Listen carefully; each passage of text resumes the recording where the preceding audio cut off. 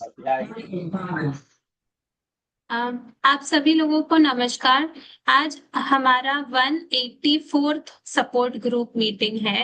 And आप सभी के मदद से ही हम लोग ये सपोर्ट ग्रुप मीटिंग विदाउट कोई भी रोक टोक के बिना हम हर हफ्ते हर डेट पे सही सही चला पा रहे हैं। एंड हमारा आज हमारा जो टॉपिक है हम उसके बारे में बात करेंगे जो बहुत इम्पोर्टेंट है और आप सभी लोगों को बहुत हेल्पफुल होगा, क्योंकि आप सभी लोग अगर कई बार ऐसा होता है कि आप लोग मुझे नहीं जानते हो पर आप प्रशांत को जानते हो या अंतिमा को जानते हो या रतन को जानते हो, राइट? क्योंकि वो लोग हमारे पेशेंट नेविगेटर्स हैं और वो हॉस्पिटल में आपके सामने बैठते हैं। तो कई बार ऐसा होता है कि हम बहुत सारे क्वेश्चंस उनके पास लेके जाते हैं पर हमको लगता है कि उनके पास इतना टाइम नहीं है कि वो हमें इतना समझा के बताए, राइट? तो इसीलिए आज हमारा सेशन इसके लिए ही है। आज हम समझेंगे कि पेशेंट नेविगेशन का क्या रोल है और पेशेंट नेविगेशन का मतलब क्या होता है और इससे आप सभी लोगों को क्या मदद मिल सकती है। आप में से किसी का भी कुछ क्वेश्चन अगर रहेगा तो हमारे नेविगेटर्स आप लोगों के लिए हमेशा ओपन होते हैं। कई बार आप लोगों को पता है कि आप लोग रात में भी कॉल करते हैं, जैसे 7:30-8 बजे, तब भी हमारे कोई नेविगेटर आपको रीच आउट करने की कोशिश करते हैं, क्योंकि हम लोग चाहते हैं कि आपको जितनी जल्दी हम मदद दे सके। हम लोग भी कोशिश करते हैं, कई बार नाकाम भी रहते हैं पर कोशिश करते हैं जरूर है। तो मीटिंग शुरू करने से पहले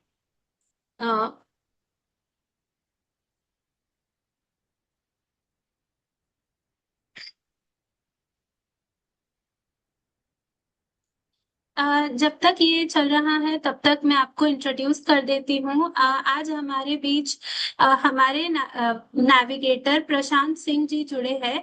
वो वाराणसी में कार्यरत है, महामना में। एंड जिन लोगों का वाराणसी से ट्रीटमेंट शुरू होगा वो उनमें से कई लोग प्रशांत जी को ऑलरेडी जानते हैं। एंड ऐसे मत सोचिए कि हमारे साथ मुंबई से कोई नहीं है, हमारे साथ मुंबई से रतन भी है। तो अगर आपका क्वेश्चन वाराणसी से रिलेटेड होगा या मुंबई से रिलेटेड होगा, कहीं से भी रिलेटेड होगा, तो हम इन्हें आंसर करने का जरूर ट्राई करेंगे। तो वेलकम प्रशांत जी। क्या आपको मेरी आवाज आ रही है प्रशांत जी? जी मैम, आ रही है। Thank you. जी। तो आवाज आ रही है आप? जी जी जी, आपकी आवाज भी आ रही है प्रशांत जी। मैं आपका स्लाइड शो शुरू करती हूँ जैसे आपने बोला है। तो आपको जब स्लाइड चेंज करना होगा आप मुझे नेक्स्ट बोलेगा, तो हम स्लाइड चेंज करते हैं यहाँ से, ठीक है? तो स्टार्ट करते हैं प्रशांत जी। ओके। आप सभी को नमस्ते। मेरा नाम प्रशांत है। अ, मैं एक पेशेंट नेविगेटर हूँ लंग कनेक्ट इंडिया फाउंडेशन का। मेरी पोस्टिंग MPMMCC HBCH वाराणसी में है। तो जैसा कि अभी सबको पता है कि मैम, नेक्स्ट स्लाइड करिएगा। जी जी, आज का शीर्षक एक बार बता दूं तो आज का शीर्षक है कैंसर के इलाज को सरल बनाना। और कैंसर के इलाज को सरल बनाने में जो भूमिका होती है वो पेशेंट नेविगेटर की होती है। तो जो पेशेंट नेविगेटर अर्थात मार्गदर्शक हैं उनकी आवश्यक भूमिका के ऊपर ही आज का जो है सेशन है। तो जो स्लाइड अभी मैम ने दिया है उसके अनुसार मैं बता रहा हूँ आप लोगों को कि जो भारत में कैंसर के मामलों की संख्या है 2012 में लगभग 10 लाख थी, जो कि 2035 तक बढ़कर 17 लाख होने की संभावना है। बात की जाए टाटा मेमोरियल हॉस्पिटल में पिछले कुछ वर्षों में कैंसर मामलों की संख्या में लगातार वृद्धि देखी गई है। 2019 के आंकड़ों की बात करें तो TMC में लगभग 1,10,000 नए मामले दर्ज किए गए। तो बीमारी का बढ़ता बोझ और कैंसर की देखभाल एक बहुविषयक और जटिल प्रकृति को देखते हुए पेशेंट नेविगेटर की बहुत ही सख्त जरूरत पड़ती है आज के परिवेश में। तो हर साल अस्पताल आने वाले मरीजों की बढ़ती हुई संख्या डॉक्टर और मरीज के बीच होने वाले हर बातचीत को पूरी तरह से समझाना लगभग असंभव है। तो उसको सरल बनाने के लिए पेशेंट नेविगेटर की बहुत ही जरूरत पड़ती है।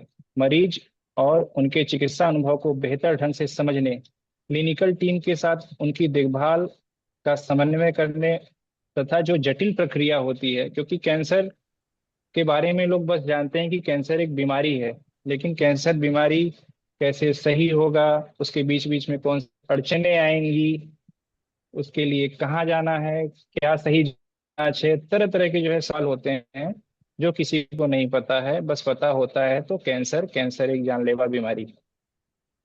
तो इसमें सबसे बड़ा जो रोल होता है वो पेशेंट नेविगेटर का होता है। तो शुरुआत करते हैं, next slide ma'am.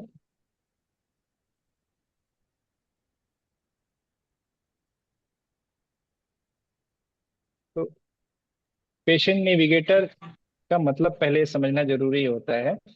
Patient navigator को अगर आसान भाषा में बोला जाए तो अस्पताल और इलाज के बीच उलझी हुई दुनिया में मरीज का एक सच्चा गाइड, एक सच्चा मार्गदर्शक। जैसे गूगल मैप होता है। मैं एक बार बॉम्बे गया था ट्रेन से। मेरी उम्र लगभग रही होगी 15-16 साल। मुझे कुछ नहीं पता था बॉम्बे में क्या है, कहाँ जाना है, कैसे जाना है, कौन सी लोकल ट्रेन पकड़नी है। तो उस समय गूगल मैप था। लगभग 2014-15 की बात है, बहुत नया नया आया हुआ था। और हमारे पास भी एक उस समय नोकिया का मोबाइल था। तो उस मोबाइल में गूगल मैप का सपोर्ट था। तो मैं उसके माध्यम से पूरा मुंबई में देख कर गया, समझा, सब कुछ किया।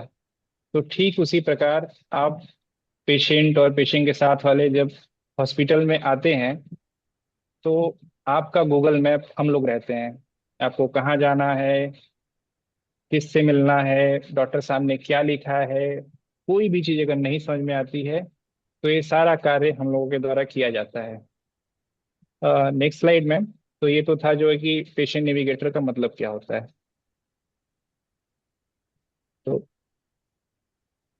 तो पेशेंट नेविगेटर के जो कार्य करने के 5 महत्वपूर्ण बिंदु हैं, मैं उसमें जो है पांचों को बारी बारी से बताना चाहूंगा। कैंसर का इलाज जो है, इसका यात्रा बेहद जटिल और तनावपूर्ण होता है। तो उसमें ये पांचों बिंदु जो है कि बहुत ही महत्वपूर्ण होते हैं। जैसे कि ज्ञान बढ़ाना। पेशेंट का सबसे पहले जो है कि ज्ञान बढ़ाना अत्यंत आवश्यक होता है। जब पेशेंट ओपीडी में आता है तो ज्ञान बढ़ाने का मतलब है कि तकनीकी और व्यवहारिक दोनों, तकनीकी जैसे मेडिकल और थेरेपी की समझ। जैसे कैंसर का प्रकार, कितने प्रकार का हुआ, कैंसर की स्टेजिंग, कैंसर का इलाज। कैंसर के इलाज भी बहुत तरीके के होते हैं, जैसे कीमोथेरेपी होता है, रेडियोथेरेपी होता है, सर्जरी होता है। अभी नए नए में इम्यूनो और टारगेटेड थेरेपी भी आए हैं। तो इनके फायदे, इनके नुकसान, ये लोगों को समझाना। Support system. जैसे कुछ इतने बड़े हॉस्पिटल में आते हैं तो उनको लगता है कि बस यहाँ पे कैंसर का इलाज होता है, लेकिन ये बात सही नहीं है। यहाँ पे कैंसर के इलाज के साथ साथ जो उनके रिहैब से जुड़ी हुई चीजें होती हैं, जैसे डाइटिशियन जो है खान पान के बारे में बताते हैं। किसी पेशेंट का ऑपरेशन हुआ है तो उसको जो है फिजियोथेरेपिस्ट की जरूरत पड़ती है। किसी को काउंसलिंग की जरूरत पड़ती है तो क्लिनिकल साइकोलॉजिस्ट। और किसी को दर्द हो रहा है, किसी को भूख नहीं लग रही है, किसी को उल्टी हो रहा है, तरह तरह की समस्याएं जो कैंसर से उत्पन्न होती हैं, उसका इलाज जो है कि पैलिएटिव केयर एक डिपार्टमेंट है वहाँ पे। बीपी शुगर है उसके लिए जो है कि स्टाफ, बीपी शुगर है उसके लिए फिजिशियन जो है हमारे यहाँ रहते हैं। चेस्ट में प्रॉब्लम है तो कैंसर का इलाज हमारे यहाँ हो रहा है, लेकिन खांसी है, जुकाम है, टीबी है, अन्य प्रकार की समस्या है, उसके लिए चेस्ट फिजिशियन है। हार्ट का प्रॉब्लम है तो कार्डियोलॉजिस्ट हैं। तो ये तरह तरह की चीजों के बारे में उनको समझाना और बढ़ावा देना, ये बहुत ही अत्यंत आवश्यक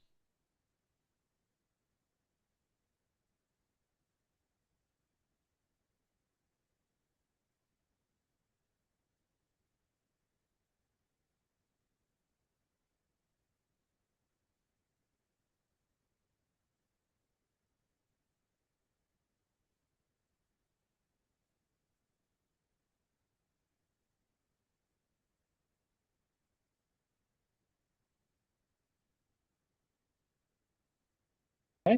तो वहाँ के लिए रेफरल बताना और समझाना बहुत ही आवश्यक होता है। फिर इसी में आता है आर्थिक और लॉजिस्टिक सहायता, जिसमें मरीजों के लिए सबसे बड़ा संकट होता है पैसों का। क्योंकि पेशेंट को पता चल गया कि कैंसर की बीमारी है, टाटा में तो आ जाता है, लेकिन अब पैसे कहाँ से आएंगे? तो उसको सारी बीमा पॉलिसी के बारे में, सारी सरकारी योजनाओं के बारे में, सरकारी योजनाएं एक नहीं होती हैं, सरकारी योजना बहुत तरीके की हैं। जैसे आयुष्मान भारत इस समय सबसे ज्यादा चल रहा है, प्रधानमंत्री राहत कोष हो गया, मुख्यमंत्री राहत कोष हो गया, प्राइवेट नौकरी करने वालों के लिए ईएसआईसी हो गया, गवर्नमेंट नौकरी करने वालों के लिए सीजीएचएस, ईसीएचएस, रेलवे और अन्य तरह के फंड जो कि हॉस्पिटल में भी उपलब्ध होते हैं, उनके बारे में भी समझाना। तो ये तो पहला हो गया, पेशेंट का ज्ञान बढ़ाना। उसके बाद दूसरा जो है कि सबसे बड़ा होता है चक्रव्यूह, जो होता है कैंसर का जो इलाज होता है वो एक चक्रव्यूह होता है ना। तो उस चक्रव्यूह को समझाना ताकि मरीज उसमें उलझ ना सके। तो इसके लिए होता है कि पहले जो शुरुआत होती है वो स्क्रीनिंग से होती है, प्रिवेंटिव ऑन्कोलॉजी से। तो स्क्रीनिंग से लेकर डायग्नोसिस, इलाज, और लास्ट में जब कैंसर का इलाज हो जाता है, उसको हराने के बाद का जो जीवन होता है उसको समझाने तक। तो ये जो चारों चीज है ना, ये बहुत बड़ी जो है कि चक्रव्यूह है। कुछ लोग तो स्क्रीनिंग से डरते हैं, कुछ लोग तो जो जांच होता है तो डरना नहीं, उसको गुस्सा बोलते हैं कि अरे तो 2 महीना हो गया, 1 महीना हो गया, खाली जांच पे जांच हो रहा है। तो ये तो हो गया उस समय का जो है कि गुस्सा, पहले तो डर था, उसके बाद गुस्सा आया। उसके बाद इलाज के समय में तो सब कुछ आ जाता है, डर आता है, गुस्सा आता है, पैसे की दिक्कत आती है। तो इलाज के दौरान बहुत तरह के समस्याएं होती हैं उसको। और लास्ट में जो सर्वाइवल वाला हो, पेशेंट का इलाज हो चुका होता है, उस समय उनको अच्छे से समझाना कि आपकी बीमारी ठीक हो गई है, लेकिन फिर भी आपको हर 3-3 महीने पे, 6-6 महीने पे, 1-1 साल पे, जैसे डॉक्टर साहब बुला रहे हैं, जो जो जांच लिख करके दे रहे हैं, उसको उनको समझाना। और आजकल एक नई चीज आई है, जेनेटिक, जो है जेनेटिक टेस्टिंग, उसके बारे में भी गाइड करना कि जेनेटिक जांच करवाने के बाद आपको फ्यूचर में अगर उसमें कुछ पॉजिटिव आता है तो उसकी गोली चलेगी। परिवार वालों के लिए भी अगर कुछ प्रिकॉशंस रहेंगे तो वो रहेगा। तो इन सारे चक्रव्यूह से उलझे हुए पेशेंट को बाहर निकालने का काम जो है एक पेशेंट नेविगेटर करता है। और पेशेंट नेविगेटर केवल हम, अंतिमा जी, अरविंद जी या बम्बई की टीम, तो ये तो है ही, हमारे यहाँ केवट भी रहते हैं जो कि टाटा की तरफ से जो है पेशेंट नेविगेटर रहते हैं। तो केवट के बारे में भी गाइड करना, क्योंकि हम तो ओपीडी में पेशेंट आता है जिससे मिलते हैं, केवल उन्हीं को गाइड कर पाते हैं। लेकिन केवट क्या होता है कि ओपीडी के बाहर हर काउंटर पे बैठे रहते हैं। तो उनको समझाने के बाद ये भी समझाना कि इसके बाद भी नहीं समझ में आ रहा है तो केवट से मिलिए, पैसे का दिक्कत है तो एमएसडब्ल्यू में मिलिए। तो छोटे छोटे शब्द, ये एमएसडब्ल्यू और कीवर्ड अगर बता दिया ना किसी ने पेशेंट को, तो लगभग 60 से 70% पेशेंट का प्रॉब्लम वहीं पे दूर हो गया। तो इन सब सारी चीजों को बताना। उसके बाद जो सबसे जरूरी चीज है, सही दिशा निर्देश, मरीज को कब, कहाँ, किस के पास जाना है, इसकी सटीक जानकारी देकर उनका समय और पैसा बचाना। डॉक्टर को आपने बता दिया कि 2 हफ्ते, 3 हफ्ते बाद आना है, लेकिन उसको बताया ही नहीं कि कौन सा जांच करा के आना, तो किस ओपीडी में आना है। तब तो उसका पूरा पैसा नुकसान हुआ, उसका समय नुकसान हुआ, होटल में रहने का खाना नुकसान। तो हर जगह बर्बादी होती है। तो सही जानकारी देने का काम एक पेशेंट नेविगेटर ही करता है। 2 बिंदु यहाँ पे हो गए, तीसरे बिंदु पे चलते हैं मैडम, नेक्स्ट स्लाइड।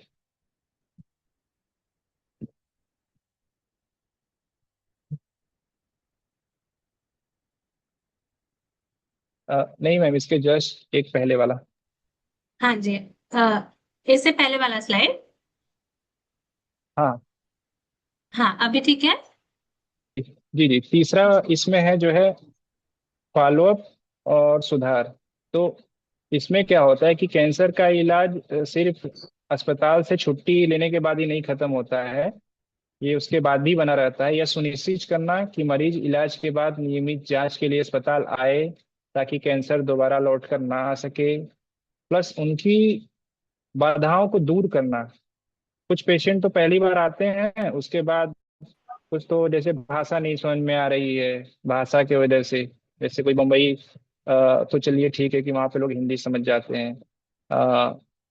कुछ पेशेंट ऐसे हैं जो कि जैसे बंगाल से हैं, वो हमारे यहाँ आ गए, या हमारे यहाँ बनारस की भोजपुरी बोलने वाले पेशेंट है, वो हॉस्पिटल में आ गए। तो उन लोगों को उस भाषा का डर, पैसे का डर, प्लस जो इतना टाइम लग रहा है उसको समझा करके उनको जो इलाज छोड़ देते हैं मरीज, उनकी समस्याओं को पहचानना और उसको दूर करना कि भाषा की समस्या कैसे दूर होगी, जो दूरी से आ रहे हैं उनको ट्रेन का टिकट कैसे सही तरीके से मिल जाए, उनको रहने के लिए कुछ कैसे व्यवस्था हो जाए। तो इन सब सारी चीजों को, समस्याओं को पहचानना और दूर करना, तो इससे जो है कि पेशेंट का फॉलोअप अच्छे तरीके से सुधरता है और पेशेंट नेविगेटर इसमें एक अच्छा रोल निभा सकता है। उसके बाद हम लोग पेशेंट को कॉल करके फॉलोअप भी लेते हैं। तो उसमें तरह तरह की चीजें पेशेंट बोलते हैं कि हमको आपके यहाँ की ये चीजें अच्छी नहीं लगी, वो चीजें अच्छी नहीं लगी। तो उनका फीडबैक ले करके उसको अपने डॉक्टर को या मैनेजमेंट को बताना, जिससे कि उसमें सुधार हो सके। ये हो गया। फिर चौथी चीज है, जो सबसे बड़ी चीज है, कि मरीज जो है, जो पेशेंट एडवोकेसी की बात करते हैं अभी, जो लंग कनेक्ट इंडिया फाउंडेशन है वो पेशेंट एडवोकेसी के लिए बहुत ही अच्छा काम कर रहा है। तो इसमें क्या होता है कि मरीज अक्सर अपनी बातों को डॉक्टर को या प्रशासन को, गवर्नमेंट को समझाने में संकोच करते हैं। तो उस संकोच को दूर करना, ठीक है। संकोच मतलब कि कोई अच्छी मेडिसिन विदेश में है, वो अपने देश में नहीं है, तो उसको प्रशासन को बताना कि हमको वो मेडिसिन चाहिए, उसके लिए कुछ प्रयास करिए, संसद में उसके बारे में कुछ बोलिए, या आयुष्मान में ये चीज कवर नहीं हो रही है, वो चीज कवर हो, उसके बारे में बोलने के लिए।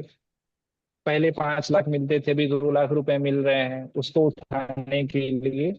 तो इन सब के लिए पेशेंट एडवोकेसी का भी काम जो है कि वो एक पेशेंट नेविगेटर अपने एनजीओ या अपने संस्था के द्वारा से कराता है, समस्याओं को बताता है, तभी समस्याओं का समाधान का एक रास्ता निकलता है। तो ये तो हो गया आवाज बनने का। उसके बाद इसी में आता है कि पेशेंट संकोच करता है पूछने में कि हमको ट्रेन का वो जो कंसेशन होता है वो कैसे मिले, फंड कैसे मिले। तो ये जो संसाधन है, जो संसाधनों का सही नियोजन, तो रिसोर्स ऑफ प्लानिंग जो है वो बहुत इंपॉर्टेंट होती है। हॉस्पिटल में जितने भी संसाधन है वो मरीजों को मिल पाए, रहने का, खाने का, अ, इलाज का, मतलब इवन हर एक चीज, जितने भी संसाधन मौजूद हैं वो पेशेंट को मिल जाए, पता चले पेशेंट को कि हाँ ये हमारे लिए चीजें बनी हुई हैं। ठीक है। तो इसका जो है कि काम पेशेंट नेविगेटर करता है। लास्ट जो टॉपिक है वो बहुत ही इंपॉर्टेंट है। इसमें क्या होता है कि हमारे यहाँ हॉस्पिटल में अमीर पेशेंट भी आते हैं, गरीब पेशेंट भी आते हैं। मैं इसके पहले वाला भी साइड पे हूँ, मैं पांचवें पांचवें नंबर पे हूँ। तो इसमें जो पेशेंट आते हैं वो अमीर और गरीब दोनों आते हैं। तो इसमें जो है कि सीमित संसाधन होने के बावजूद जो एक अमीर व्यक्ति या पैसे वाले व्यक्ति को मिल रहा है, वही सेम इलाज जो है एक गरीब व्यक्ति को भी मिले। जैसे इम्यूनोथेरेपी ही हो गया, तो जो अमीर थेरेपी मिल रहा है वो गरीब को मिले, वो सुनिश्चित कैसे होगा? उसके एडवोकेसी के बाद ही होगा पेशेंट के, कि भैया आपको यहाँ यहाँ से ये करना है तो पैसे आएंगे। फिर ये इम्यूनोथेरेपी आप 2 लोगे तो एक फ्री मिलेगा, एक लोगे तो 2 फ्री मिलेगा, या 5 लोगे तो साल भर फ्री मिलेगा। तो तरह तरह की चीजों को उनको बताना और एक समान रूप से इलाज कराना। तो सब ये ले जाके ये ये जो है कि पांचवा पांचवा जो ये होता है उन पेशेंट के लिए जो टारगेटेड और इम्यूनोथेरेपी लेने में असमर्थ होते हैं। तो पांचों ये हो गए। उसके बाद फिर नेक्स्ट स्लाइड में ये है कि जो पेशेंट नेविगेटर हैं वो मेडिकल साइंस और मानवीय संवेदनाओं का एक सेतु के रूप में काम करते हैं। जब पेशेंट ओपीडी में आता है, नेक्स्ट स्लाइड में, जब पेशेंट ओपीडी में आता है तो बहुत सारी चीज होती हैं जो डॉक्टर से बताने में कतराता है या डॉक्टर से मिल नहीं पाता है। क्योंकि डॉक्टर बैठ करके अन्य मरीजों को देखते रहते हैं, उस समय उनको भी डिस्टरबेंस होती है। तो उस दरवाजे के पास खड़े होकर के सेतु के रूप में काम करना कि इस पेशेंट को डॉक्टर साहब ये दिक्कत है, इसको आगे क्या करना है। ए- तो डॉक्टर के साथ प्लस जो है कि कम्युनिटी में जो रिसोर्स प्रोवाइडर हैं उनसे बात करना पेशेंट के लिए कि इस पेशेंट को ये समस्या है, आप उसका समाधान करिए। तो कुल मिलाकर के पेशेंट के साथ, मैनेजमेंट के साथ, सबके साथ पेशेंट का एक सेतु के रूप में जो है पेशेंट नेविगेटर काम करता है। तो मैं यही बोलना चाहूंगा सारे पेशेंट लोगों को कि सभी लोग तो हमसे नहीं मिल पाते हैं, लेकिन अगर उनको हमसे ही नहीं, हॉस्पिटल में बहुत ही स्टाफ होते हैं जिनको छोटी छोटी जानकारियां पता रहती हैं, MSW कहाँ है, केवट कहाँ है, जांच कहाँ होती है, तो पूछ ही रहे हैं। लेकिन खुल के पूछिए, तो कम से कम अगर वो बता भी नहीं पाएंगे तो हमारे पास तो भेजेंगे ना। तो चीजों को निसंकोच आप बोलिए, उसमें कोई शर्माने की बात नहीं है। पैसे का दिक्कत है, आने जाने का दिक्कत है, यहाँ के हेल्थ के जितने भी एम्प्लॉई हैं सबके साथ अपनी दिक्कत को साझा करिए, निष्कर्ष जरूर निकलेगा। और जो ये चक्रव्यूह है कैंसर का, वो जरूर हम लोग मिल करके तोड़ने के दिशा में काम करेंगे। तो यही था पेशेंट नेविगेटर का रोल। तो आप सभी लोग को जो है कि नेक्स्ट स्लाइड में, तो आप सभी जितने भी पेशेंट और उनके केयर गिवर लोग हैं उनको, सभी लोग को धन्यवाद। और जो लंग कनेक्ट इंडिया फाउंडेशन है, मुझे इतने बड़े मंच पे बोलने का जो है मौका मिला, इसके लिए लंग कनेक्ट इंडिया फाउंडेशन का भी दिल से धन्यवाद। Thank you ma'am. जी जी प्रशांत जी, आपने काफी अच्छे तरीके से बताया कि कैसे हमें पेशेंट नेविगेशन रोज काम आते हैं। और आपने ये बहुत अच्छी चीज बोली कि अगर आप हम तक नहीं पहुंच सकते तो आप हॉस्पिटल में किसी से खुल के पूछिए। कम से कम वो हमसे हमारे पास भेजेंगे तो सही, आपको आपको सही इंफॉर्मेशन मिल सकती है इससे। एंड जैसे आप सभी लोगों को पता है कि अभी हमारे नेविगेटर्स सिर्फ वाराणसी या मुंबई में नहीं है, हमारे नेविगेटर्स अभी मुजफ्फरपुर और चंडीगढ़ में भी है। अ, तो मैं रिक्वेस्ट करूंगी, अगर मुंबई से कोई नेविगेटर अवेलेबल है तो आप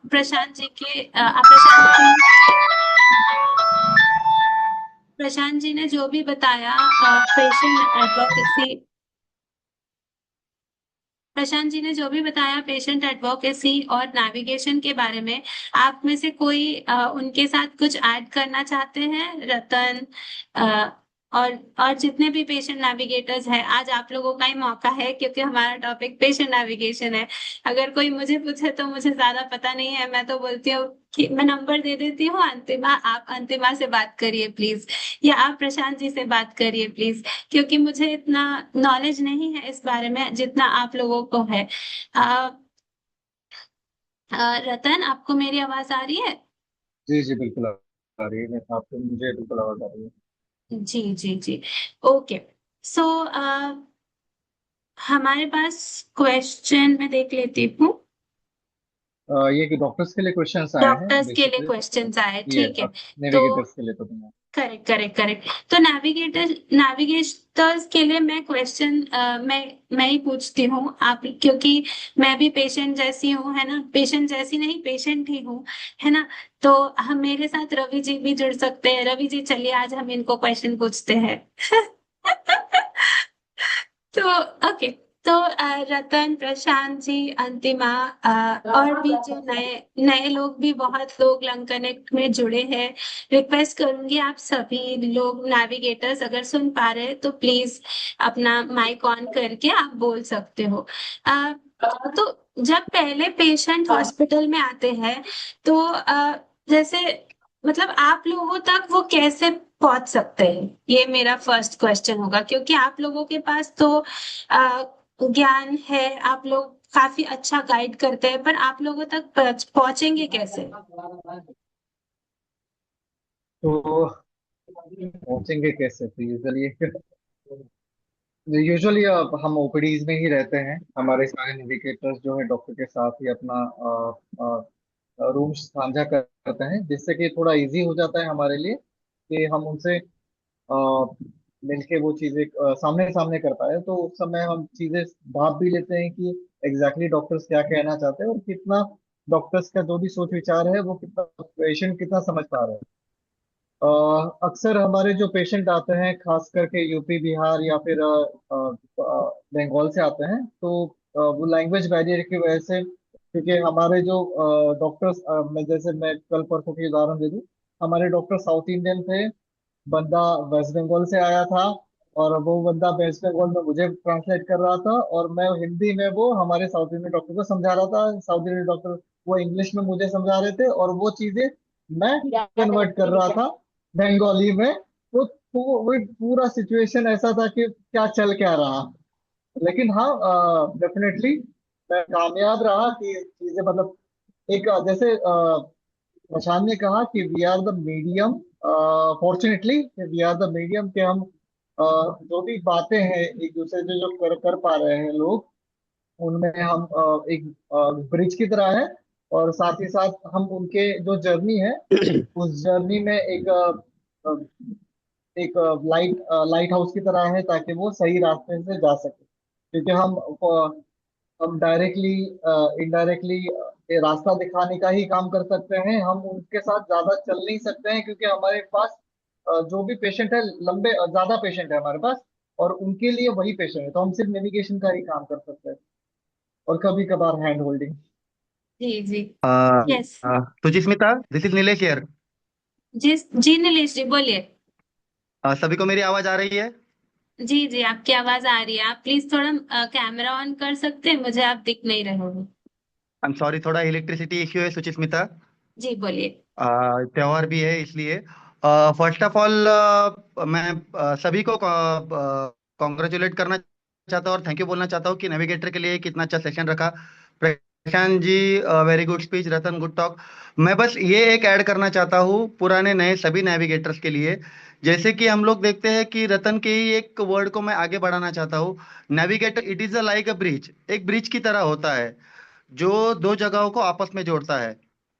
अभी कोई भी पेशेंट नया आता है, इवन हम अगर कहीं, नॉट इवन कैंसर, हम जनरल हॉस्पिटल में भी जाते हैं सर्दी खांसी के इलाज के लिए, कोई भी हॉस्पिटल में जाते हैं, हमारा पहला फोकस होता है बस हमें डॉक्टर मिल जाए। सबसे पहला फोकस होता है किसी भी पेशेंट का या किसी भी केयर गिवर का कि हमें डॉक्टर मिल जाए। ठीक है। डॉक्टर मिलने के बाद उसको थोड़ा सुकून होता है, चलो कुछ कुछ बातें समझ में आ गई, क्या है बीमारी, क्या है इलाज करना है, ये वो सब। तो उसके बाद मेन रोल चालू होता है, हो जाता है नेविगेटर का, कि उसको क्या टेस्ट करने हैं क्या नहीं। वो इंपॉर्टेंस तो हम जानते हैं सारी चीजों का। सेकंड थिंग, नेविगेटर को ना सिर्फ पेशेंट के साथ बल्कि डॉक्टर्स, हॉस्पिटल स्टाफ और भी रिसोर्सेज जो बहुत सारे हैं, जैसे अकोमोडेशन के लिए कई धर्मशालाएं हैं, या फिर फाइनेंशियल हेल्प के लिए जो भी रिसोर्सेज है, उनके साथ भी उनको एक रेपो क्रिएट करना चाहिए। वो इसलिए क्योंकि पेशेंट आएगा तो उसका पहला फोकस यही होता है कि डॉक्टर से हमें मिलाया जाए और मेरा काम आसान हो जाए। बट अगर डॉक्टर या हॉस्पिटल स्टाफ जानता नहीं कि यहाँ पे एक नेविगेटर है जो पेशेंट को समझ के, उसको क्या प्रॉब्लम है वो प्रॉब्लम समझ के उसको प्रॉपरली नेविगेट कर सकते, दोनों जगह का ख्याल रखना है। एक, डॉक्टर्स हॉस्पिटल्स के साथ भी रेपो करना है, दूसरा पेशेंट के साथ भी रेपो करना है, ताकि ये दोनों काम हमारे लिए आसान हो जाए। अगर हम ऐसे यूं ही जाके ओपीडी में बैठ जाए तो डॉक्टर को भी पता नहीं हम कौन है, हम क्या करते हैं, और पेशेंट को भी पता नहीं है। राइट। जी तो बस जी। यही कहना चाहता था कि अ, अगर हमें प्रॉपरली पेशेंट का एक एज ए नेविगेटर करके हमें ब्रिज बनना है, तो दोनों बाजू हमें संभाल के चलानी चाहिए, जी जी हॉस्पिटल जी। से भी डॉक्टर से भी। Correct correct. जैसे नीलेश जी ने बताया कि नेविगेटर्स लोगों का काम काफी हार्ड वर्किंग होता है, क्योंकि हमें सभी लोगों से रैपो बनाना होता है, ना ही सिर्फ पेशेंट से, जब बल्कि मतलब उनके केयर गिवर से, डॉक्टर से, जहां से हमें अकोमोडेशन मिल सकता है उनसे, इवन एमएसडब्ल्यू वालों से। तो ये जॉब काफी हेक्टिक है देखा जाए तो, मगर ये लोग बाखूबी अपना काम निभा रहे हैं और कोशिश कर रहे हैं कि हम सभी लोग, मैं हम सभी बोल रही हूँ क्योंकि मैं भी पेशेंट में ही आती हूँ, तो हम सभी लोगों को अच्छे से अच्छा गाइडेंस मिल सके। नेक्स्ट मैं रवि जी के पास आना चाहूंगी। रवि जी, आप आप क्या क्वेश्चन पूछना चाहोगे हम सभी के बिहाफ में, नेविगेटर्स के पास, लाइक नेविगेटर्स से आप क्या पूछना चाहोगे? जैसे कि सबसे मतलब सबसे ज्यादा क्या समझाने में उनको दिक्कतें आती हैं पेशेंट को। जी, सो रवि जी का क्वेश्चन कौन लेना चाहेगा, प्लीज कोई भी। जी मैं ले रहा हूँ रवि जी का क्वेश्चन। जी बोलिए प्रशांत जी। जी सब जी सबसे बड़ा प्रॉब्लम आता है जब पेशेंट पूछता है सर कि अभी तो हम सर्जिकल ऑन्कोलॉजी से आपके यहाँ आए हैं, वहां तो मुझे 2 महीना लग गया ये जांच कराने में, अभी आप कीमो के लिए फिर जांच लिख दिए 4-5। तो ये जांच जांच ये क्या हमारे साथ चल रहा है? तो उस उनको वो चीज समझाना कि अभी आपको कैंसर डिटेक्ट हुआ है, कैंसर में कौन सी मेडिसिन चलेगी, कोई इम्यूनो चलेगी, कोई टारगेटेड चलेगी, आगे आपको कैंसर ना हो उसके लिए, प्लस कीमो देने के पहले किडनी लीवर का जांच होता है, हार्ट का जांच होता है। तो ये सारी चीजें मेडिकल ऑन्कोलॉजी डिपार्टमेंट के लिए काफी एसेंशियल्स होती हैं। तो वो समझाना काफी मुश्किल होता है हम लोगों को कि इसलिए आपको ये बोला गया है जांच। तो मेरे लिए सबसे बड़ा चैलेंजिंग ये है, क्योंकि फंड का तो चलो ठीक है कहीं ना कहीं से हो जाता है, लेकिन जो पेशेंट बीमारी का इलाज छोड़ना चाहते हैं कि हम तो कराएंगे ही नहीं भैया इतना टाइम लगता है, तो उनको ये समझाना। और दूसरी चीज ये समझाना कि कैंसर का इलाज चालू होने में ही 1.5-2 महीने लग जाते हैं, क्योंकि सारी जांच के बाद ही दवाई दी जाती है। मैं सारे पेशेंट लोग को एक स्टोरी भी सुनाता हूँ कि भगवान राम रावण को बहुत बाण मारे तो और उसके निकल गए जो है, लेकिन जब विभीषण ने बताया कहाँ मारना है तभी जो है कि हुआ। तो ये सारी जांच विभीषण की तरह है, और होंगे तभी भगवान राम मतलब डॉक्टर जो है सही निशाना लगाएंगे। तो वो थोड़ा सा तो फिर चैलेंजिंग यही है बस समझाना। जी जी बिल्कुल बिल्कुल प्रशांत जी। बिल्कुल, सुचित मैं आ, ले सकता हूँ। जी जी रतन जी बोलिए। हाँ, तो मेरे लिए ये मुश्किल होता है कि जो मतलब जो खास करके 1-2 महीना हो गया उसके बाद भी ये नहीं होता है, ट्रीटमेंट चालू नहीं होता है। उस समय पेशेंट काफी एंशियस हो जाते हैं। और उस समय ये समझाना कि भाई पहले ये जांचें क्यों नहीं कराई गई, वो बोलते हैं कि हमें एक साथ जांचें क्यों नहीं कराते, जब जांचें करानी ही है तो एक साथ क्यों नहीं कराते हो, एक एक एक एक एक एक, एक, एक क्यों बता जाता हो। तो उस समय वो जांच क्यों जरूरी थी और इस समय ये जांच क्यों जरूरी है, ये सारी चीजें समझाना। क्योंकि ऑलरेडी उन्हें बट ऑब्वियस कैंसर पेशेंट को ये डर लगा रहता है, केयर गिवर्स को ये डर लगा रहता है कि भाई भाई मेरे पेशेंट को ये बीमारी हुआ है, लोगों ने बता दिया है कि बाहर में बता दिया है कि भाई लास्ट स्टेज है, तो हम अभी फटाफट क्यों नहीं कर रहे हैं। तो उनको वो समझाना पड़ता है कि ये स्टेप्स है, ये फॉलो करने ही पड़ेंगे। अगर सही से इलाज के लिए जानकारी हमें नहीं मिलेगी तो हम अच्छा इलाज नहीं दे पाएंगे जो हमारे लिए लॉन्ग टर्म रहे। नहीं तो तुरंत इलाज देने के लिए हमारे पास बहुत सारे ऑप्शन है, लेकिन सही से इलाज है, जैसे कहा कि विभीषण ने जैसे बताया कि रामबाण यही है, ये यही मारेंगे तभी मरेगा, तभी वैसा सीन है, तो ये समझाने में जान निकल जाती जी जी, है। जी थैंक यू रतन जी। मैं एक question I in would like to add point इसमें सुचिस्मिता। जी जी बोलिए नीलेश जी। सबसे पहले इट्स वेरी वैलिड क्वेश्चन, और ये हर एक के माइंड में आता है। कल को हम भी जाके किसी के लिए हमारे लिए खड़े हो जाए तो यही हो जाता है। अभी हमें सारी चीजों का पता है, बहुत सारी चीजों की जानकारी है कैंसर रिलेटेड, इसलिए बट जो मतलब ब्लैंक माइंड से आता है उसका मतलब कोई भी पॉइंट ऑफ व्यू से यही सोचता है कि जैसे मैं आ गया हूँ, मेरा जो भी है बेसलाइन टेस्ट करो या देखो और मुझे एडमिट करा के जो इलाज मेरा करवाना है करवा दो। तो फिर पहले फाइल बनती है। टाटा का मतलब प्रोसीजर इतना लंबा है कि इतने सारे पेशेंट्स है, फाइल बनने में पूरा उसका दिन निकल जाता है। फिर ओपीडी वाइज दिन भी सेलेक्ट रहते हैं डॉक्टर्स के, जैसे हेड एंड नेक, थोरेसिक या यूरोलॉजी जैसे सॉलिड ट्यूब के डिपार्टमेंट में यूनिट वाइज डॉक्टर देखते हैं। फिर अगर उसकी दूसरे यूनिट में फाइल बनी, मान लीजिए उसकी गुरुवार को फाइल बनी और उसका डॉक्टर बैठता है सिर्फ मंडे और वेनेसडे, तो उसको और 4 दिन रुकना पड़ेगा। फिर 4 दिन बाद उसका मंडे जब ये डॉक्टर देखेगा, डॉक्टर पहले उसके पुराने रिपोर्ट पढ़ेगा। उसके पुराने रिपोर्ट पढ़ने के बाद वो अपने तरफ से क्या जांचें करनी है, जैसे सीटी स्कैन है, एमआरआई है, बायोप्सी जो सबसे जरूरी है। तो ये सारी चीजें पेशेंट के मन में यही आता है कि मैं तो करवा के आया हूँ, तो ये वापस क्यों करवाना है। तो उनको यही समझाना कि बाबा टाटा हॉस्पिटल एक वर्ल्ड वाइड हॉस्पिटल है, सरकार मान्यता प्राप्त है, तो वो ऐसे ही कोई भी किसी भी हॉस्पिटल की जांच को या लैब की जांच को वो ऐसे एक्सेप्ट नहीं करता। सबसे पहला पॉइंट ये समझाना पड़ता है। सेकंड, कि आपका सबसे पहला जो सबसे इंपॉर्टेंट है कैंसर के डिटेक्ट करने में कि कैंसर कैसा है, कितना है, वो जानने के लिए आपकी बायोप्सी होनी जरूरी है। अगर पेशेंट ने बायोप्सी का स्लाइड साथ में लाया है, रिपोर्ट साथ में लाया है, तो ठीक है चलो। लेकिन नहीं, पहले आपको बायोप्सी जमा करनी पड़ती है। बायोप्सी जमा करने के बाद वो बायोप्सी का रिपोर्ट आने को ही 7 दिन लगते हैं, क्योंकि मशीन का प्रोसेस है। ये कोई मतलब ऐसे इंसान डायरेक्टली देख के या माइक्रोस्कोप में देख के नहीं, वो मशीन उतना प्रोसीजर लेती है। ये 7 दिन का प्रोसीजर। देन उसके बाद आता है scan, CT scan, MRI, PET scan, जो भी हो। डेट मिलना काफी मुश्किल है, क्योंकि काफी सारे पेशेंट ऑलरेडी वेट लिस्ट में है। तो वो सिटी स्कैन का डेट मिलना, फिर सारे रिपोर्ट आने के बाद उनकी एक जॉइंट क्लिनिक मीटिंग होती है। जॉइंट क्लिनिक मीटिंग भी समझाना पड़ता है एग्जैक्टली क्या है, कि ऑपरेशन के डॉक्टर, रेडिएशन के डॉक्टर, कीमो के डॉक्टर, पैथोलॉजी के डॉक्टर, ऐसे सब डॉक्टर मिलके पेशेंट के सारे रिपोर्ट, पुराने नए रिपोर्ट देखते हैं। उसके बाद एक फाइनल प्लान बनाते हैं कि उनका पहले सर्जरी करना जरूरी है, पहले कीमो करना जरूरी है, या पहले कीमो रेडिएशन देना जरूरी है, या क्या करना है कि पेशेंट को वैसा कैंसर नहीं है।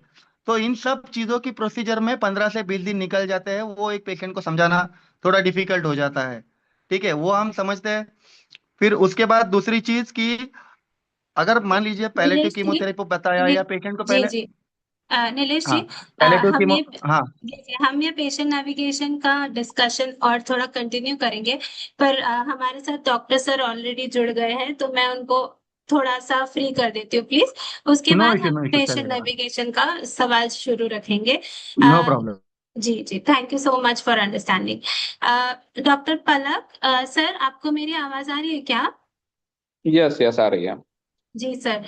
इसमें इसमें मैं एक चीज ऐड करना चाहूंगा। जो आप बात कर रहे थे ना कि सबसे डिफिकल्टी क्या आ रही है, तो एज ए डॉक्टर हमें ये डिफिकल्टी आती है कि सब कुछ समझाने के बाद फिर पेशेंट इंस्टाग्राम पे या कहीं पे कुछ देख लेगा कि बायोप्सी नहीं करवानी चाहिए, इससे ये होता है वो होता है, और फिर वो कन्विंस हो जाता है जस्ट वो रील देख के कि जो सोशल मीडिया में दिखाया है वो सही है। और डॉक्टर या फिर कोई भी मेडिकल पर्सनल जो हॉस्पिटल के साथ जुड़ा हुआ है वो कोई समझा रहे हैं, लेकिन वो फिर मानने को तैयार नहीं है, फिर ट्रीटमेंट छोड़ देते हैं। या फिर ऐसी सिचुएशन में हमने देखे कि स्टेज 1 2 के कैंसर स्टेज 4 में चले जाते हैं, जस्ट कि किसी की बातों में आके, जो क्वालिफाइड भी नहीं है। वो हमें सबसे ज्यादा करेक्ट। प्रॉब्लम आता है कि पेशेंट। जी जी, यस। जैसे डॉक्टर पलक सर ने बोला कि आप सभी लोगों को अपने डॉक्टर पर ट्रस्ट, विश्वास होना जरूरी है। इंस्टाग्राम, फेसबुक, गूगल, ये सब में बहुत इंफॉर्मेशन रहता है, मतलब 100 में से 5 ट्रस्टवर्दी होते हैं, पर हमें पता नहीं है कि वो 5 कौन से हैं। तो इस वजह से आपको अपने डॉक्टर पर, अपने नेविगेटर पर, जिनको आप सामने से मिल रहे हैं वो लोग एक्सपर्ट्स हैं, तो वो आपको गलत सलाह नहीं देंगे, ये विश्वास रखना बहुत जरूरी है। और ओके सर, मैं चैट बॉक्स से क्वेश्चंस आपको पूछ लेती हूँ। मुझे पता है आप अपना ओपीडी का टाइम छोड़ के हमारे लिए यस। हेल्प करते हैं।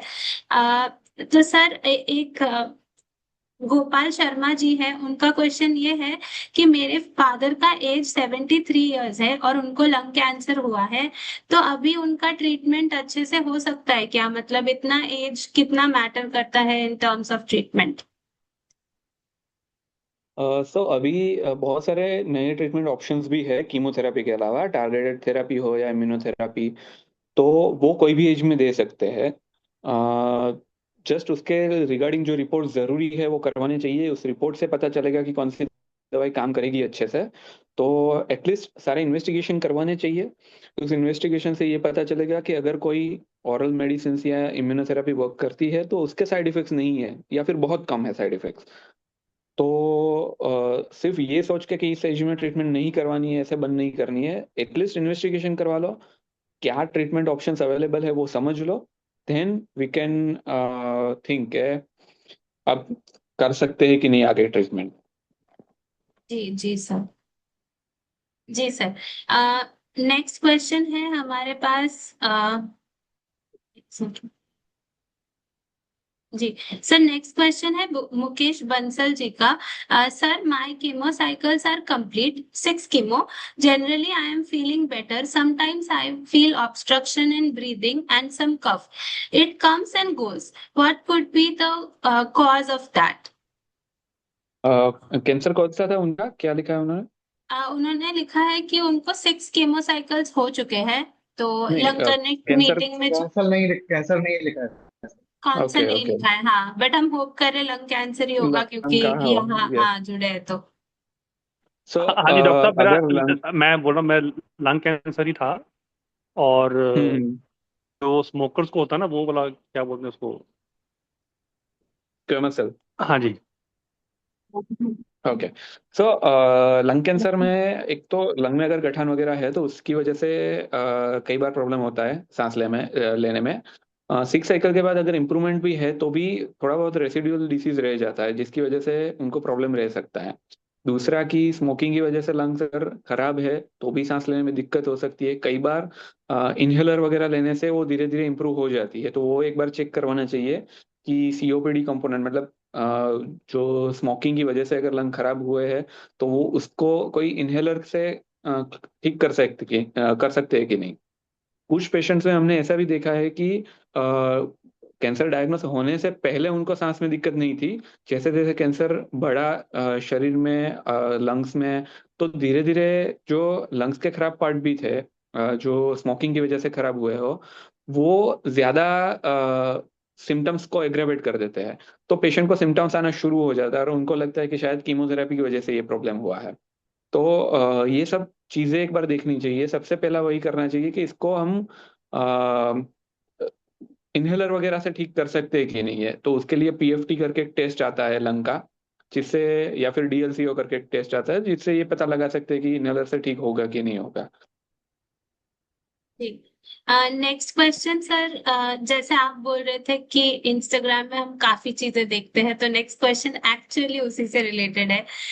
एक फोटो डाला है उन्होंने, उसमें लिखा है cancer care gets better, India launches 7 minute injection costing 3.7 lakh. तो हाउ ट्रू इज दिस और हाउ इफेक्टिव इज दिस? मतलब इसका आप थोड़ा अगर रियलिटी बता दें सर कि ये एक्चुअली मतलब सच में लंग कैंसर के लिए यूज हो भी सकता है या ये मार्केट में आया भी है, मतलब क्या है इसका रियलिटी? 7 मिनट वाला ना? हाँ, 7 minute हाँ। वाला इंजेक्शन। तो एक्चुअली वो इंडिया में लॉन्च हुआ है और वो इम्यूनोथेरापी ही है। एक्चुअली एटेजोलिजुमाब करके जो इम्यूनोथेरापी आती है वो पहले आती थी इंट्रावीनस इंजेक्शन के स्वरूप में, मतलब बोतल के अंदर दवाई डाल के उसको नस के थ्रू शरीर में देते थे। तो इसमें 1 से 1.5 घंटे का टाइम लगता है वो प्रोसीजर में, वो बोतल चढ़ाने में। अभी उसी का एक वर्जन आया है सबक्यूटेनियस, मतलब इंसुलिन की तरह, कि सीधा चमड़ी के अंदर उसको इंजेक्ट किया जाता है और स्लोली चमड़ी से वो ब्लड में जाएगा और सर्कुलेशन में जाएगा। दोनों के रिजल्ट सेम है, दोनों के इफेक्ट सेम है, दोनों के इंडिकेशन भी सेम है कि दोनों लंग कैंसर में हम यूज कर सकते हैं। तो और साइड इफेक्ट्स वाइज भी दोनों का देखा जाए तो सेम ही है कि ज्यादातर कोई तकलीफ नहीं होता है। लेकिन वो जो चमड़ी में देते हैं वो विदिन 7 मिनट्स हम दे सकते हैं, तो पेशेंट का टाइम बच जाता है। तो वो इंडिया में भी अब आ चुका है और हम यूज भी कर रहे हैं कई कई सारे पेशेंट्स में। और वो यूज कर सकते हैं। वो गवर्नमेंट अप्रूव्ड है, इंडियन गवर्नमेंट के द्वारा भी अप्रूव्ड है, यूरोपियन और अमेरिकन गाइडलाइन के हिसाब से, और वहाँ की गवर्नमेंट के द्वारा भी अप्रूव्ड ही है। जी जी विशाल जी, आपको अपना जवाब मिल गया होगा। सर, लास्ट क्वेश्चन है विवेकानंद उपाध्याय जी का। M56 B thoracic oncology. Sir, I am suffering from non-small cell lungs carcinoma and osimertinib medicine is going on. Sir, my issue is that I am suffering from waist pain and back pain recently. तो इसका कोई solution या what could be the reason? एक चीज है कि ऑसिमेट्री भी है आपकी, कहीं बैक में या रीढ़ की हड्डियों में कहीं पे भी गठान नहीं है ना, वो एक देखना चाहिए। अगर पेट स्कैन में रीढ़ की हड्डी में कहीं पे भी गठान है फैली हुई तो उसकी वजह से भी शायद पेन हो सकता है। तो उसको रेडिएशन देने से ठीक हो जाएगा, नहीं तो सिंपल पेन किलर से आ जाएगा और साथ में हम हड्डी मजबूत करने का इंजेक्शन भी देते हैं। अगर ऐसा नहीं है तो बैठने करने की पोजीशन में कई कई बार ऐसा हो जाता है, या फिर कोई हेवी चीज उठा ली हो, उससे कमर में झटका लगा हो और टेम्पररी बैक पेन हो रहा हो। तीसरा है कि osimertinib के साथ अगर कीमोथेरेपी भी चल रही है, क्योंकि इनिशियली हम कीमो प्लस osimertinib दोनों देते हैं, तो कीमो के बाद चमड़ी में लेने का एक इंजेक्शन आता है जर्फ नाम का, वो हम जनरली थर्ड डे पे देते हैं। तो वो इंजेक्शन की वजह से भी बैक पेन होता है। तो तीन में से क्या चीज है वो एक बार आप आपके डॉक्टर से डिस्कस कर सकते हैं कि किसकी वजह से है, और फिर नॉर्मल पेन किलर से आ जाता है, वो ठीक हो जाता है अगर इंजेक्शन की वजह से हुआ है तो। जी सर। जैसे सर आपने बताया वो चमड़ी में देने वाला इंजेक्शन, वो उससे मेरा एक्सपीरियंस बहुत ही अच्छा नहीं है। मतलब उसमें सच में बहुत वेस्ट पेन और बैक पेन होता है। पर आपको जरूर जांच कराने की जरूरत है कि किस के वजह से हो रहा है ये पेन। सर जैसे आपको पता है कि हर बार जब भी मैं बोलती हूँ कि हमारा लास्ट क्वेश्चन है, तभी लोग और दो क्वेश्चन डाल देते हैं। तो सर अगर आपके पास टाइम होगा तो मैं दो और क्वेश्चन पूछना हाँ हाँ, चाहूंगी। ले लो कोई एंड बात नहीं। जी, एंड इसके बाद ये गोपाल शर्मा जी 447, इनके बाद और हम क्वेश्चंस नहीं लेंगे प्लीज। हम पहले से बोलते हैं कि आप क्वेश्चन डाल के रखिए, तब कोई डालता नहीं है। जी सर। सर विशाल जी पूछ रहे हैं कि सर जैसे आपने बताया वो 7 मिनट्स इंजेक्शन के लिए, तो is it possible to replace lorlatinib with it, because he is ALK positive and lorlatinib is very costly. नहीं, लोलाटिनिब से रिप्लेस नहीं कर सकते उसको। लोलाटिनिब टारगेटेड ड्रग है, और वो जो एटेस की बात की, जो सबक्यूटेनियस 7 मिनट वाला इंजेक्शन, वो इम्यूनोथेरापी है।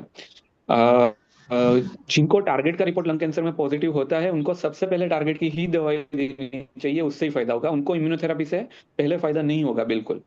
तो लोरलाटिनिब को उससे रिप्लेस नहीं कर सकते। इफेक्ट वाइज देखा जाए तो अल्क में लोरलाटिनिब सबसे अच्छी ड्रग है। इसके बहुत अच्छे रिजल्ट देखे हमने, बहुत लंबे टाइम तक बीमारी को कंट्रोल रखने में हेल्पफुल रहता है। तो जब तक हो सके वो वही कंटिन्यू करना इज अ बेटर ऑप्शन। जी। सर गोपाल जी का क्वेश्चन भी इससे मिलते जुलते जैसा ही है।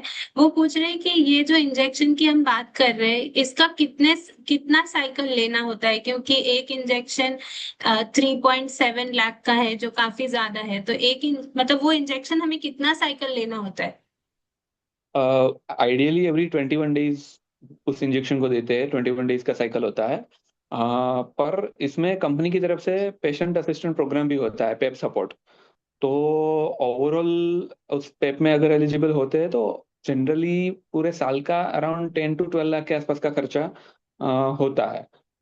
तो एक बार कंपनी के साथ वो डिस्कस करके उसमें एनरोलमेंट लेना चाहिए उस पेप प्रोग्राम में, ताकि हम कुछ इंजेक्शंस फ्री में भी मिले, और उस सपोर्ट के हिसाब से हम कॉस्ट को रिड्यूस कर सकते हैं। जी। अतुल यादव जी का क्वेश्चन है, लास्ट क्वेश्चन। NGS टेस्ट में मेरी माता जी ALK पॉजिटिव है।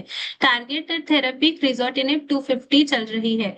बीच बीच में फीवर 102 103, वॉमिटिंग और खांसी आ रही है।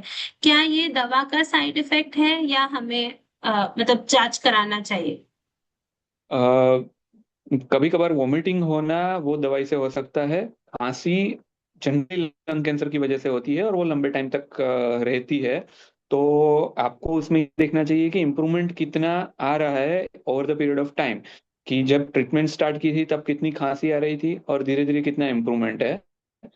अगर नई खांसी शुरू हुई है, मतलब स्टार्टिंग में बिल्कुल नहीं थी, लेकिन कुछ ही दिनों से खांसी हुई है और साथ में फीवर भी है, तो फिर एक बार एक्सरे करवा के देखना चाहिए कि कहीं कोई इन्फेक्शन नहीं लगा है ना, कि इन्फेक्शन की वजह से भी खांसी होना और बुखार आना आ सकता है। जनरली 102 103 डिग्री तक का बुखार क्रिसोटिनिब से नहीं आता। कई बार फीवरिश लगता है, लेकिन वो हार्डली 92 या 100 तक जाता है, उससे ज्यादा नहीं होता। तो लंबे टाइम से अगर फीवर है तो एक बार डेफिनेटली टेस्ट करवाना चाहिए कि क्यों ऐसा है। जी जी। सोचिए अ, सोचिए जी, मैं एक सवाल लेना चाहता हूँ। जी जी रतन जी बोलिए। पलक सर, मैं एक सवाल है कि मेरा कि अगर पेशेंट को अगर इम्यूनोथेरेपी के लिए भी पॉजिटिव है और टारगेट थेरेपी के लिए भी पॉजिटिव है, तो एक मेडिकल ऑन्कोलॉजिस्ट कैसे डिसाइड करता है कि इसको इम्यूनोथेरेपी चलाना है या फिर टारगेट थेरेपी चलाना है? ये पीछे का थॉट प्रोसेस क्या होता है सर? तो एक्चुअल में कैसा है कि जब भी लंग कैंसर में टारगेट का रिपोर्ट पॉजिटिव होता है, खास करके ईजीएफआर, अल्क एंड रॉस, ये तीन में से कोई भी अगर टारगेट का रिपोर्ट पॉजिटिव है। एक सेकंड, एक सेकंड। हाँ हाँ हाँ हाँ। हाँ सर, माइक ऑफ किया। यस। सो इन तीनों में से कोई भी अगर टारगेट का रिपोर्ट पॉजिटिव है तो हमेशा टारगेट की दवाई देने से ही पेशेंट को बेनिफिट मिलता है। वो डिफरेंट स्टडीज से ऑलरेडी प्रूव हो चुका है। जब भी ये टारगेट की दवाई और इम्यूनोथेरेपी लॉन्च हुई थी, आज से 10 साल पहले, 12 साल पहले, तब एक ग्रुप के पेशेंट को इम्यूनोथेरेपी दिया, एक ग्रुप के पेशेंट को टारगेट की दवाई दिया। किसी को टारगेट की दवाई देने के बाद कुछ टाइम के बाद जब बीमारी बढ़ी, तब इम्यूनोथेरेपी दिया। इस तरह से जब स्टडी की तो ये कंफर्म हुआ कि टारगेट की दवाई पहले देनी चाहिए ताकि सबसे बेटर बेनिफिट हो, और जब भी बीमारी बढ़ती है तभी इम्यूनोथेरेपी की तरफ जाना चाहिए अगर दोनों रिपोर्ट पॉजिटिव है तो। और अगर टारगेट का रिपोर्ट, इसीलिए हम जनरली जब भी एनजीएस और पीडीएल1 करवाते हैं तो पीडीएल1 का रिपोर्ट जनरली 2 या 3 दिन में आ जाता है, लेकिन एनजीएस का जो टारगेट का रिपोर्ट है वो आने में 10 से 15 दिन लगते हैं। तब तक कोई भी हम दवाई कीमोथेरेपी के अलावा स्टार्ट नहीं करते, बिकॉज वो नेचुरली एक प्रूव है, एक रूल ही है कि टारगेट की दवाई से ही पेशेंट को बेटर बेनिफिट मिलेगा। तो हम सेकंड लाइन में फिर जब भी जरूरत पड़ती है अगर, तो इम्यूनोथेरेपी यूज करते हैं। जी और उसके जी अलावा भी सर। कुछ होता है, जैसे केरास केरास म्यूटेशन है तो उसके सामने की दवा इंडिया में नहीं मिलती है, और इंपोर्ट भी करवाते हैं तो बहुत महंगी है, एक सोटोरिसिप करके मेडिसिन आती है तो। पर उसमें ऐसा होता है कि अगर वो टारगेट की दवाई उस कंडीशन में नहीं दी और इम्यूनोथेरेपी भी पेशेंट को दी तो उससे फायदा उनको मिल जाता है। तो ये काफी सारे रिसर्च के बाद एक कुछ ऐसे प्रोटोकॉल रेडी ही है कि इस प्रोटोकॉल के हिसाब से जाएंगे तो पेशेंट को सबसे ज्यादा बेनिफिट मिलेगा। फिर इस लाइन के हिसाब से हमें पेशेंट की ट्रीटमेंट आगे जाके चेंज करनी पड़ेगी। जी अ, जी Palak sir, thank you so much Palak sir, आप अपने बिजी शेड्यूल से हमारे लिए टाइम निकाल कर आए हैं। एंड आप आप सभी आप सभी से मेरा विनती है कि प्लीज और क्वेश्चन मत डालिएगा, क्योंकि सर ऑलमोस्ट 15 मिनट्स हमारे साथ थे एंड हमको काफी टाइम मिला क्वेश्चन डिस्कस करने के लिए। तो प्लीज रिक्वेस्ट करूंगी कि और क्वेश्चंस ना डालें। पलक सर, 1 जुलाई को हैप्पी डॉक्टर्स डे आ रहा है, तो हम सभी लंग कनेक्ट इंडिया फाउंडेशन की तरफ से आपको happy doctors day in advance. क्योंकि as you thank no you. हम महीने के आखिरी में मिलते हैं। तो आ, जी आ, थैंक यू वेरी मच। जी sir, thank you so much for joining. तो गाली देता है क्या देता। अमरेंद्र जी, आपका जो सवाल डाला है आपने, बिल्कुल मैं मानता हूँ कि, लेकिन सर का जाने का समय हो गया था। मैं जी मैं आपसे कहूंगा कि आप अपने नियरेस्ट ऑन्कोलॉजिस्ट को मिलिए ताकि आपको बेहतर महसूस हो, क्योंकि ऐसा ये सारे उपाय जो है मेडिकल ऑन्कोलॉजिस्ट से रिलेटेड है, और आप जिस तरीके की कंडीशन बता रहे हैं तो आपको नियरेस्ट ऑन्कोलॉजिस्ट को मिलना जरूरी है। रादर ये ऑफिस ये पोर्टल नहीं है कि हम ये सारी चीजें उस पर डिस्कस कर सकते। प्लीज। Please, yes. जी अमरेंद्र जी, रिक्वेस्ट रहेगी कि आप अपने नियरेस्ट ऑन्कोलॉजिस्ट से मिलिए, क्योंकि 4:45 तक बहुत टाइम होता है, तब तक कोई डालता नहीं है। एंड सर 15 मिनट्स के लिए आते हैं उनके बिजी शेड्यूल से। सो सॉरी अमरेंद्र जी। अ, जी पेशेंट नेविगेशन में वापस आते हैं। मैंने नीलेश जी को डिस्कशन से रोका था। नीलेश जी, अगर आप होंगे तो हम 5 मिनट आपकी बात सुन सकते हैं। एंड एक लास्ट क्वेश्चन है मेरे पास आप नेविगेटर्स के लिए, वो करके हम अ, बंद कर सकते हैं meeting. Nilesh ji, are you there? जी, नीलेश जी नहीं है हमारे पास, पर मुझे प्रशांत जी, रतन जी, अंतिमा, वो लोग दिख रहे हैं। मैं एक लास्ट क्वेश्चन पूछना चाहती हूँ आप सभी लोगों से। मेरा आई क्वेश्चन एम ये हियर। है। Oh, you are here, please please go ahead then. हाँ, नहीं, मैं वही कहना चाहता था कि इन सब चीजों को समझाने में थोड़ा वक्त लगता है। देन फिर ये सब 15-20 दिन की प्रोसीजर होने के बाद पेशेंट आता है, फिर वही जो पूछता है कि ये सीबीसी, ये वो सब मैं ऑलरेडी करवा चुका हूँ तो मुझे वापस क्यों करने हैं। फिर उनको डॉक्टर से बात करवा के, because as a navigate we are a navigator, we are not the medical profession कि हम उनको डिटेल डेप्थ बताए कि टेस्ट क्या होती है, क्या है क्या नहीं। फिर वो चीज के लिए हमें फिर डॉक्टर से अप्रोच करना पड़ता है कि पेशेंट ये पूछ रहा है कि ये वापस सीबीसी क्यों करना पड़ता है। अगर डॉक्टर सोल्यूशन दे देता है वहां पे तो ठीक है, नहीं तो वो हमें बोलता है कि ये चीज आप उनको समझाओ। तो वही उनको समझाना पड़ता है कि सीबीसी की जांच 7 दिन ही चलती है, उसके बाद वापस रिपीट करवानी पड़ती है। ऑलरेडी आप 1 महीना पहला कर चुके हो।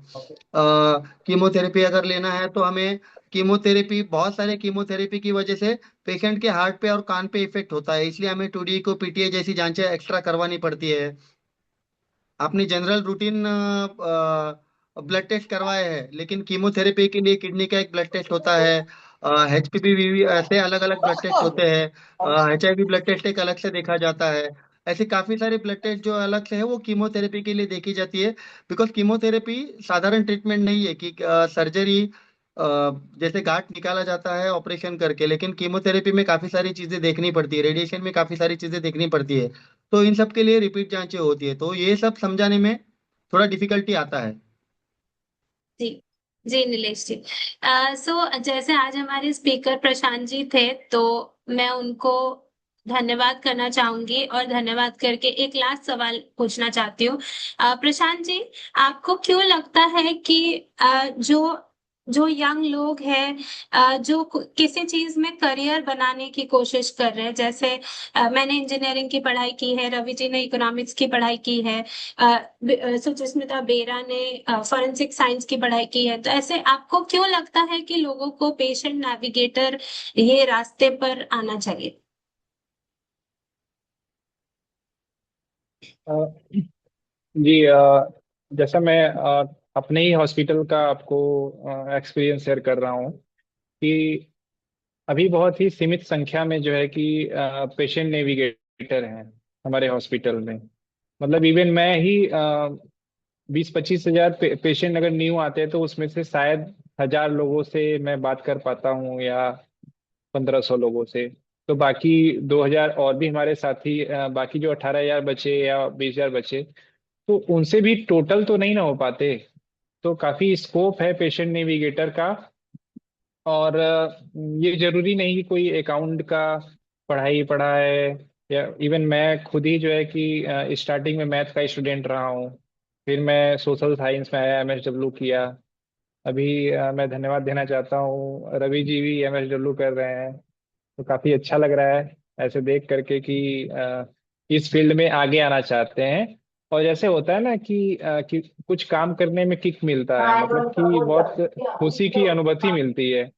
आप कोई भी काम करेंगे तो किसी बॉस के लिए करते हैं, लेकिन हम ये जो काम करते हैं, तो हमें सैलरी तो मिलती ही है, प्लस हमें एक जो है सेटिस्फेक्शन भी मिलता है कि आज मेरे वजह से इस पेशेंट को ये नहीं हो पाता, हमने सही गाइड किया और बाकी भी नेविगेटर हैं उन्होंने ऐसा किया, जिस वजह से उसको उस सुविधा का लाभ मिला।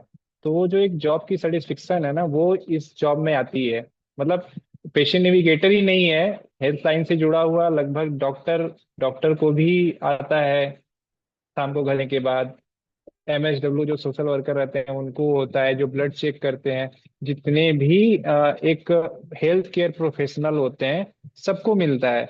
बस सबसे बड़ी प्रॉब्लम क्या है ना कि कोई इसमें घुस नहीं सकता, क्योंकि आप एमबीबीएस तो किए नहीं है, आप लैब टेक्नीशियन किए नहीं, आप फार्मासिस्ट किए नहीं है।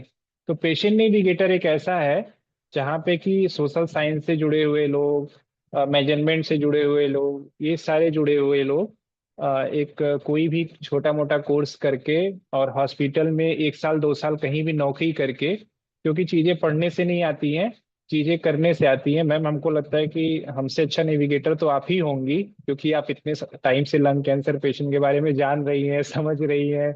आप 2 दिन ओपीडी में रहेंगी, मुझसे अच्छा कर लेंगी। तो मैं बताना चाहूंगा सभी लोगों को कि उनका प्रोफेशन कोई भी हो, अगर वो पेशेंट है और पेशेंट नेविगेटर के क्षेत्र में आगे बढ़ना चाहते हैं, तो उनसे अच्छा नेविगेटर कोई नहीं हो सकता है। इसमें कोई जरूरी नहीं कि वो एमएसडब्ल्यू किए हों या कोई और पढ़ाई किए हों, क्योंकि उन्होंने उस चीज को झेला है, वो चीज को किया है, तो वो अच्छे से बता सकते हैं। एक पढ़े लिखे व्यक्ति से अच्छा नेविगेट वो कर सकते हैं। तो ये मैं बताना चाहूंगा। जी जी प्रशांत जी, आपने काफी लोगों को, जैसे आपको बताया कि हमारा ये पूरा मीटिंग यूट्यूब में भी अवेलेबल होगा, तो मैं होप करती हूँ कि प्रशांत जी, रतन, नीलेश जी, इन सभी लोगों ने बहुत सिंपल तरीके से बता दिया है कि पेशेंट नेविगेशन क्यों जरूरी है, और हम लोग एज पेशेंट्स हम लोग कैसे पेशेंट नेविगेशन में भी आ सकते हैं या पेशेंट एडवोकेट बन सकते हैं। हाँ, ऑब्वियसली हम एज पेशेंट, जैसे मैं हमेशा, मुझे कोई भी फोन करता है तो मैं बोलती हूँ मैं डॉक्टर नहीं हूँ, तो हम डॉक्टर की पढ़ाई तो नहीं किए हैं, तो डॉक्टर बन पाना मुश्किल है, मगर हम आपकी मदद कर सकते हैं, हम कोशिश कर सकते हैं। जैसे अशोक कुमार जी, उनकी लाइफ में पूरा जितना उनका लाइफ था रिटायरमेंट तक, उन्होंने बैंक में अपना नौकरी किया है, मगर वो कोशिश करते हैं कि अगर उनके तरीके से अगर वो किसी को नेविगेट कर पाए, वो किसी को प्रशांत जी के पास भेज सके या कोई एमएसडब्ल्यू के पास, वो कोशिश करते हैं, राइट। तो कोशिश करने वाले की कभी भी हार नहीं होती, क्योंकि हम लोग कोशिश करते हैं कि हम नए लोगों को दिशा दे पाए। पर बिल्कुल जैसे प्रशांत जी ने बताया कि इसके लिए एमएसडब्ल्यू की पढ़ाई जरूरी है, और इसमें एक सेटिस्फैक्शन मिलता है, लाइफ में सेटिस्फैक्शन बहुत जरूरी होता है। आज मैं अमरेंद्र सर को भी आई थिंक हमारे मीटिंग में पहली बार देख पा रही हूँ। Sir welcome. We are so sorry sir कि आज हम आपका सवाल नहीं ले पाए, पर नेक्स्ट टाइम डेफिनेटली प्लीज आप थोड़ा जल्दी डालिएगा, हम कोशिश करेंगे कि आपका सवाल हम जल्द से जल्द आंसर करें। And thank you ma'am, thank you. जी जी सर जी, थैंक यू सो मच। मैं सभी से रिक्वेस्ट करूंगी कि प्लीज हम आप अपना कैमरा 2 मिनट के लिए शुरू करिए, ताकि हम एक अच्छा सा फोटो ले लें, ताकि हम आपको पहचान पाए जब हम आपको देखें, और हमारा सोशल मीडिया भी थोड़ा अच्छा दिखे। तो जी, रिक्वेस्ट करूंगी सभी लोगों को, जितने लोगों से हो सके प्लीज अपना कैमरा शुरू करें। मैं नाम ऐसे अलग से नहीं बुलाना चाहूंगी। तो 2 मिनट टाइम देती हूँ, आप लोग अपना अपने आप को थोड़ा तैयार करके ही कैमरा ऑन कर सकते हो, कोई दिक्कत नहीं है। अम, अमरेंद्र जी शायद ओपीडी में आए थे कुछ दिन पहले, तो मुझसे उनका परिचय है, नंबर भी है मेरा उनके पास, तो जी आप जी मुझसे जी, संपर्क कर लीजिए सर। तो ठीक। आपका समस्या जो है वो डॉक्टर से डिस्कस करके हम जरूर कर देंगे थैंक पूरा। थैंक यू प्रशांत जी, आप हमेशा बहुत हेल्पफुल रहते हैं सर। जी, अतुल यादव जी ने लिखा है, I know Prashant sir personally, he helps patients with honesty and dedication. Congratulations Prashant ji, आपको लोग पब्लिक प्लेटफॉर्म में अच्छा बोल रहे हैं, बट अच्छा बोलना काफी नहीं होता, हमारी रिस्पॉन्सिबिलिटी बढ़ जाती है और अच्छा काम करने की। तो all the very best and congratulations. तो मैं सभी से रिक्वेस्ट करूंगी कि 1 मिनट मैं स्क्रीनशॉट ले रही हूँ।